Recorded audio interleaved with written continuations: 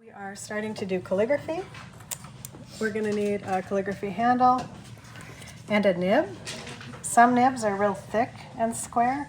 Some are really skinny, and you get to pick what kind of nib you want. I suggest starting with a fat nib because it's more fun. All right, you're going to put the nib into the handle.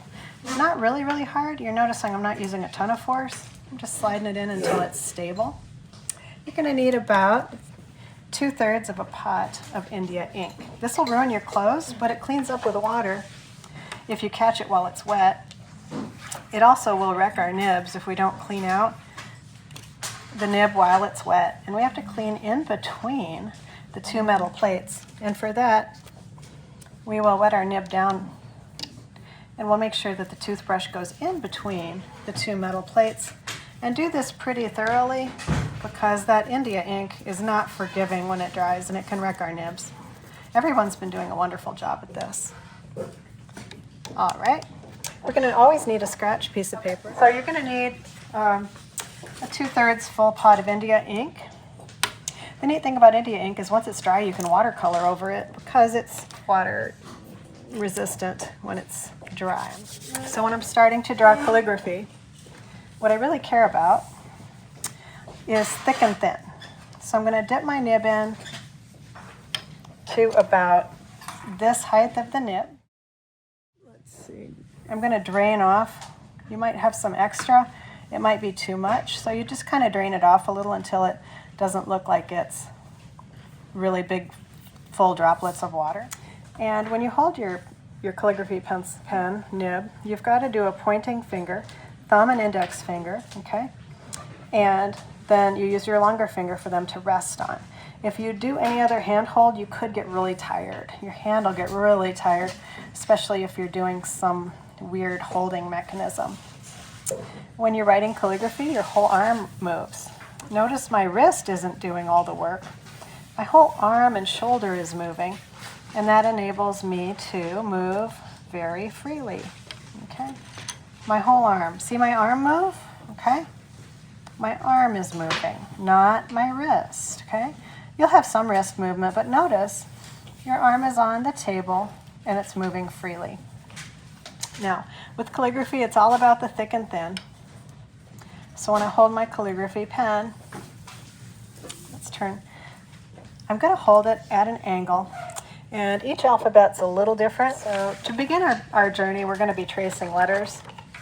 I'm going to take that nib, and after I play with it a little bit and get used to it, I want to see how it goes sideways and it gets thin, and it goes down and it gets thick. Okay? I'm not twisting this nib in my hand. Ask yourself if you see my hand twisting, and I bet you're going to say no. And that's because my hand is not twisting. Okay? I'm just using the direction of the nib to indicate the thick and thin. And these calligraphy alphabets are already designed for this. Okay? They're already designed for this. So let me show you how.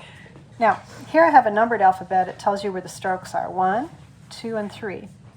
I'm going to take my nib, and I know if I set it down, it sets evenly on the table, nice and flat, and it makes a skinny line. Okay? And I'm going to set that skinny line in here, and I'm just going to swoop it down. And see, I didn't twist my hand at all. The calligraphy alphabet was already designed perfect for me. Now, so that's the first stroke.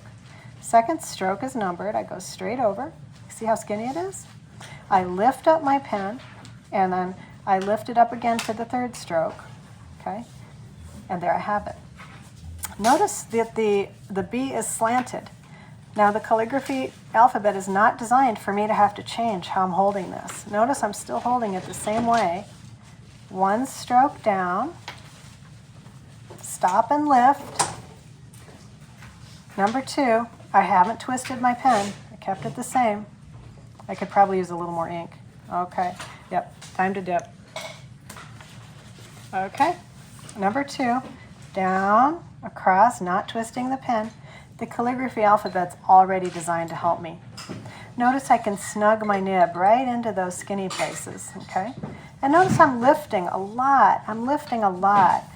And when I lift, I get my skinny places to join up. Number 1, okay, I created a skinny place.